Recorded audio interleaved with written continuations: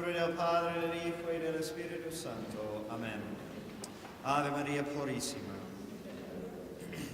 Hoy es la fiesta de Santo Tomás de Aquino y la celebramos en la Fraternidad Sacerdotal San Pedro como fiesta de segunda clase porque lo consideramos como uno de nuestros santos patrones, porque en realidad una devoción a la Santa Misa en la forma tradicional sobre todo requiere también una devoción a Santo Tomás, porque la liturgia y la doctrina clara, sana, tradicional siempre van juntos y no pueden ser separados. Además, Santo Tomás de Aquino tenía una gran devoción a la Santa Misa. Decían que cada día después de celebrar su misa en acción de gracias, acolitaba otra misa. Y dice él que la misa, la Santa Misa, tiene el mismo valor como la muerte de Jesús en la cruz. Dice, por eso, para que la inmensidad de este amor se imprimiese más profundamente en el corazón de los fieles, en la última cena, cuando después de celebrar la Pascua con sus discípulos iba a pasar de este mundo al Padre, Cristo instituyó este sacramento como el memorial perenne de su pasión, como el cumplimiento de las antiguas figuras y la más maravillosa de sus obras, y lo dejó a los suyos como singular consuelo en la tristeza de su ausencia. Y estamos en estos días considerando parte por parte la Santa Misa.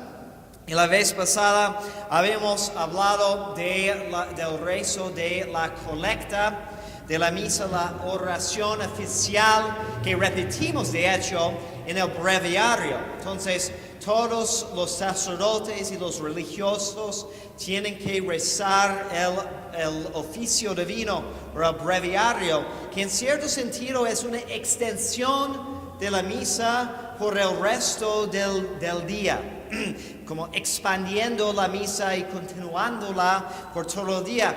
Algo que todos podemos y debemos de hacer en realidad, recordando y volviendo en espíritu a la misa que hemos asistido en la mañana.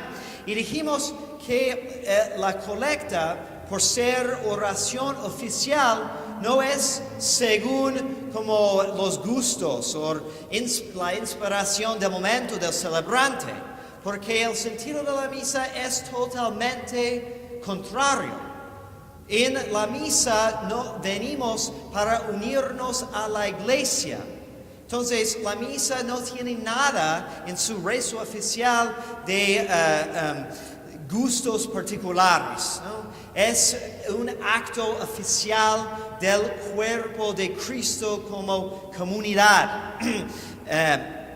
Y lo que sigue después de la colecta es la epístola, que tiene el mismo sentido.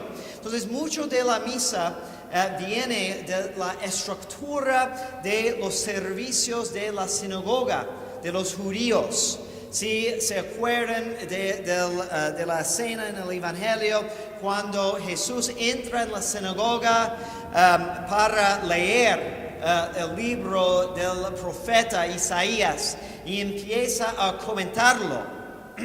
Este es el sentido del rezo de la epístola. Y hemos dicho que el lado de la epístola representa la preparación, la alianza con los judíos y a quien le corresponde normalmente, pensando en la misa solemne, que es la forma más perfecta de la misa, el subdiácono es quien canta normalmente la epístola. Y él en su persona representa esta preparación para el Evangelio y en particular representa a San Juan Bautista, que vino para anunciar que estaba por venir el reino de Dios.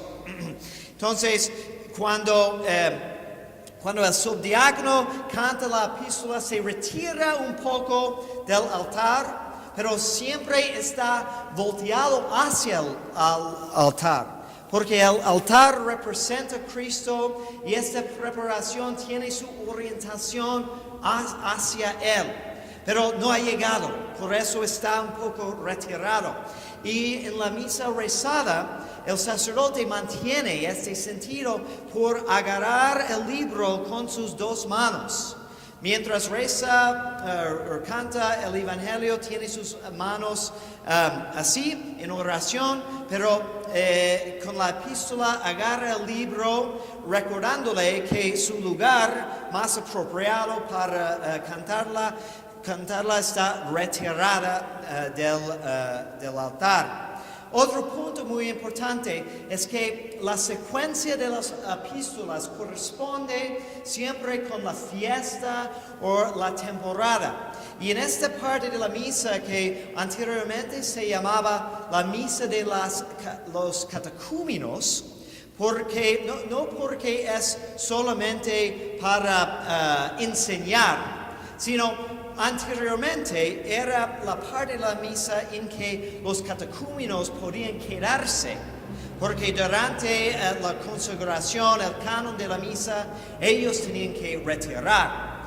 Pero ha habido como una corrupción de cómo entendemos esta primera parte de la misa con las lecturas, porque muchos piensan que es simplemente un estudio bíblico. Debe de haber estudios bíblicos, pero el propósito de las lecturas en la misa no es para alcanzar a leer toda la Biblia. No. San Agustín dice, para entender una parábola es necesario escucharla mínimo 40 veces. Entonces tenemos un ciclo de lecturas de un año y hay muchas lecturas que repetimos. Por ejemplo, en todas las misas de doctores estamos repitiendo esta lectura del Evangelio que habla de ser luz del mundo y sal de la tierra. ¿Okay? Porque en generaciones pasadas, una generación era 40 años. Entonces, dentro de 40 años, uno escuchando la misa diaria podía llegar a entender finalmente una de las parábolas.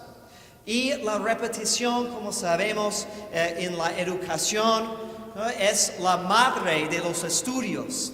Por eso no debemos de enfadarnos de escuchar lo mismo muchas veces, sino por familiarizarnos aprendemos cómo amar más la misa. ¿Okay? Y terminando el canto de la epístola, damos gracias a Dios, decimos Deo gracias. Y es para indicar que todo, no importa si la epístola cuenta cosas buenas, cuenta cosas como los castigos o amenazas de Dios, pero todo es una oración, ¿no? Regresando de lo que acabo de decir, el propósito de las lecturas no es simplemente para enseñar, aunque sí nos enseña, pero es parte de las alabanzas de Dios. Estamos cantando la epístola no a la gente principalmente, sino a Dios. Por eso es la orientación hacia el altar. Porque toda la preparación, todas las profecías, todo lo que Dios ha hecho, principalmente lo que Él ha hecho para llevarnos a Él, son las cosas por las cuales debemos de dar gracias a Dios siempre. Que Dios los bendiga en el nombre del Padre y del Hijo y del Espíritu Santo. Amén. Y